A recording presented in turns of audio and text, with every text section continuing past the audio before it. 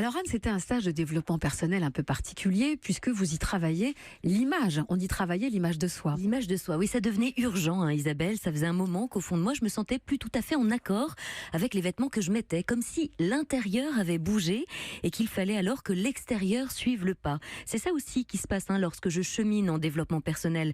Je peux réaliser qu'il y a quelques mois, quelques années, j'aurais réagi différemment à une situation, mais qu'aujourd'hui, je suis peut-être un peu plus dans la compassion, dans l'accueil de ce qui est. Pour les relations, c'est pareil. Si je choisis de changer mes pensées, de parler de manière plus positive, de m'entourer de gens plus conscients, je vais peut-être me rendre compte que cet ami qui passe sa vie à se plaindre et à patauger dans ses problèmes ne me tire que vers le bas. Peut-être que je vais me rendre compte que je m'épuise à tenter de l'aider à changer alors qu'elle, au fond, ne le veut pas. Eh bien, pour les vêtements, figurez-vous que c'est pareil. Vous vous êtes certainement déjà retrouvé face à votre garde-robe avec le fameux syndrome du « j'ai plus rien à mettre », dépité devant cette armoire pleine à craquer. Victime de la mode, tel est son nom de code.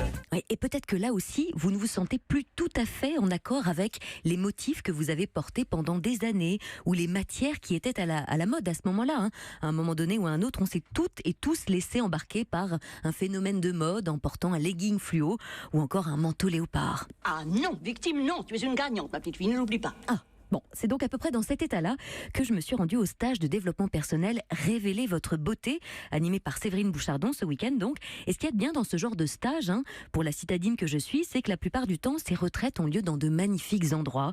Là, nous étions au domaine de Fougères, à Mirmande, dans la Drôme, au milieu des cyprès, des pivoines. L'occasion, le temps d'un week-end, de se reconnecter à la terre aussi, de laisser de côté le quotidien pour vraiment plonger en soi, déguster une cuisine succulente et consciente et révéler, que dis-je, sublimer la femme avec un grand F qui somnolait en chacune des participantes. Ah mais concrètement, il n'y avait pas que la nourriture et le décor. Qu'est-ce que vous avez appris? Eh bien d'abord à découvrir nos couleurs justes. Alors Séverine Bouchardon, qui animait le stage, donc, est venue avec des nuanciers de tissus et c'est en s'enveloppant chacune de certaines étoffes que les unes après les autres, nous avons véritablement ressenti quelle couleur chacune de nous vibrait. Ce qui est très étonnant, c'est vraiment de se rendre compte que ce vert pelouse qui me fait un teint blafard dans le miroir, sur cette femme vraiment est absolument somptueux, la révèle profondément, alors qu'elle n'aurait jamais d'ailleurs peut-être pensé à s'entourer, à s'envelopper de cette couleur-là. Ressentir aussi que ce rose layette m'éteint absolument ou que je disparais derrière ce fuchsia, c'est ainsi vraiment que chacune a trouvé sa gamme de couleurs,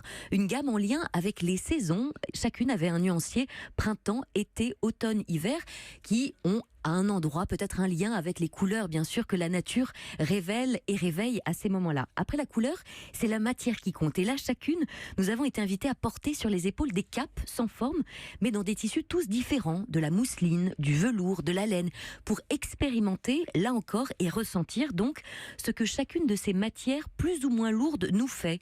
Peut-être que j'ai besoin de matières plus lourdes qui me ramènent à la terre parce que j'ai tendance à partir un peu dans mon monde imaginaire, je plane un peu à demi, comme on dit.